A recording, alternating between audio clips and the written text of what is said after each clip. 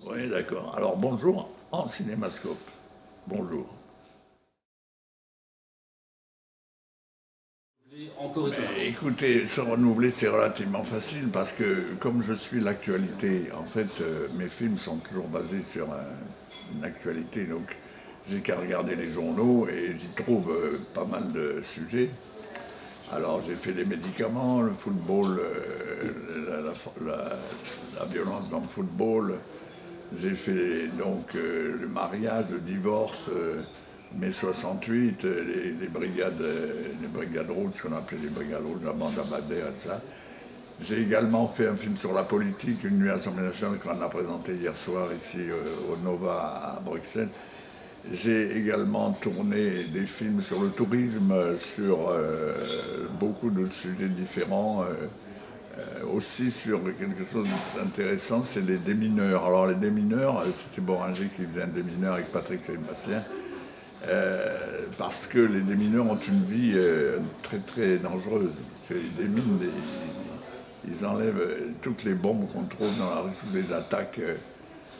En des jours comme ça, c'est très risqué de s'approcher d'une bombe. Alors j'ai fait un film là-dessus, j'ai fait un film sur les aliénés, j'ai fait un film sur les troncs d'église avec Bourville, hein, dont le paroissien, j'ai fait un film sur Lourdes, sur les miracles Lourdes, les marchands du temple, etc. Et j'ai fait même des œuvres de Frédéric Dard, qui était un grand auteur très très connu, mais d'un style un peu particulier, parce qu'il était assez grossier, alors ça, pour la télévision c'était un problème, etc. Mais enfin bref, j'ai quand même fait du Dard, j'ai fait du Queneau, j'ai fait du Marcel Aimé, j'ai tourné avec Fernandel, avec machin. Alors finalement, j'ai tourné avec beaucoup de monde et je continue à tourner avec beaucoup de monde. Là, je viens de terminer avec Nina Ristrup, avec Patrick Bruel. Alors, vous voyez, c'est très varié parce qu'en fait, je suis un peu le dénominateur commun. On n'est pas beaucoup à faire ce que je fais. Alors, c'est un peu, si vous voulez, comme un restaurant qui ne servirait que de la nourriture de l'Himalaya. Vous voyez, un truc comme ça, parce que il y a 200 000 restaurants chinois, mais il n'y en a pas beaucoup qui servent de la nourriture du Tibet, par exemple. Donc, si vous voulez, c'est un petit peu ma signature, c'est de faire des choses qui prennent dans l'actualité. Alors, je vise tous les pays, moi, aussi bien l'Amérique du Sud que la Chine. Alors là, je reviens de Shanghai. Je me suis aperçu que finalement, on croyait que c'était un marché qui était mort pour nous, Français, parce qu'on se disait, mais une fois qu'on a un film, il faut le doubler en chinois. Parce que le problème des pays sous-développés, ce que j'appelle les pays sous-développés au point de vue du cinéma ou culture, ce sont les grands pays où les gens sont inalphabètes, ils ne savent pas lire. Donc vous ne pouvez pas mettre des sous-titres, parce que si vous leur mettez des sous-titres, ils n'arrivent pas à les lire. Alors au Mexique, par exemple, où j'étais, il faut ou doubler en espagnol ou en portugais, parce que là, ça pose encore d'autres problèmes. Le portugais, c'est pas l'espagnol, c'est pas le portugais. Alors, si vous voulez, pour se faire connaître dans le monde entier, les pays où on peut sous-titrer en anglais, comme l'Amérique, l'Angleterre ou des trucs comme ça va. Et dans tous les autres pays, alors il y a des colonies françaises, par exemple en Chine, vous avez 800 000 personnes qui parlent français. Donc vous apportez votre film, il est en français, vous le diffusez, mais il est limité parce qu'il n'y a que 800 000 personnes, c'est pas les 4 milliards ou les 5 milliards de personnes qui pourront voir votre film. Alors si vous voulez, moi à la fois je travaille sur des sujets internationaux et pris dans l'actualité, comme les journalistes, exactement pareil. En fait, je suis un journaliste qui travaille avec l'image, c'est-à-dire qui en fait des fictions. Parce que les journalistes, ils racontent les histoires normales, ce qui se passe dans l'actualité. Ils ne font pas de scénario sur les trucs. Tandis que moi, j'utilise, par exemple, mon prochain film avec Gérard Depardieu, c'est une histoire qui s'est passée au Costa Rica, donc, et que je situe en France. Donc je change. Mais le Costa Rica, c'est pas la France. Alors là-bas, il y avait un président de la République qui était avec les cartels de drogue. Donc un jour, il y a un petit jardinier de l'Élysée, après le président de la République de Costa Rica, qui a enlevé le président.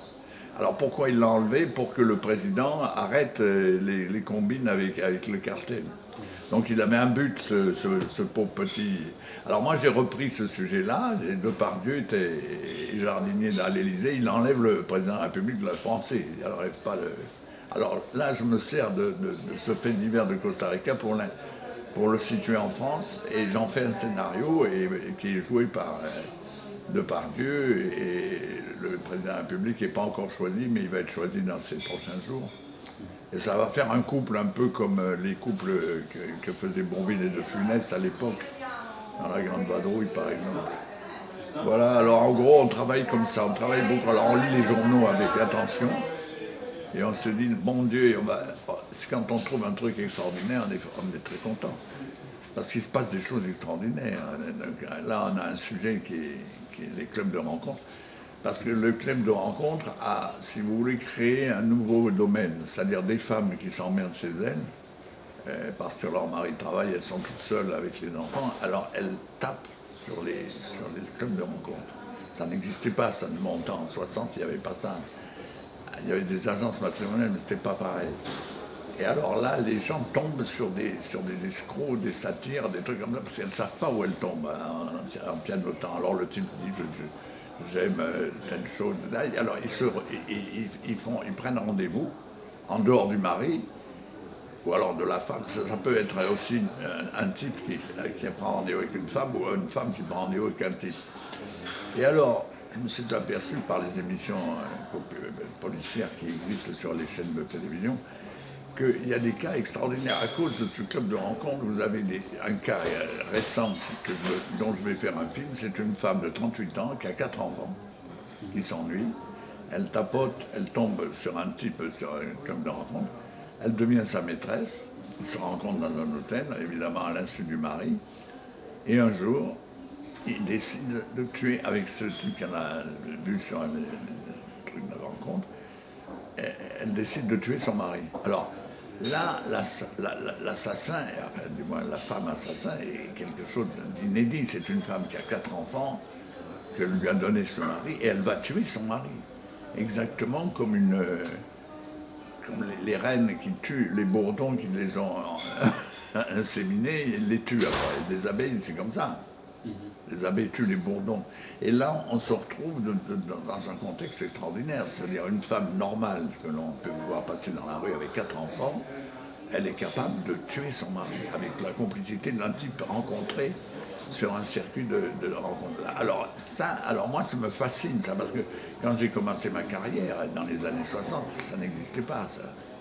Parce qu'il n'y avait pas de club de rencontre, parce que les femmes étaient différentes. Mais aujourd'hui, c'est hallucinant, voilà.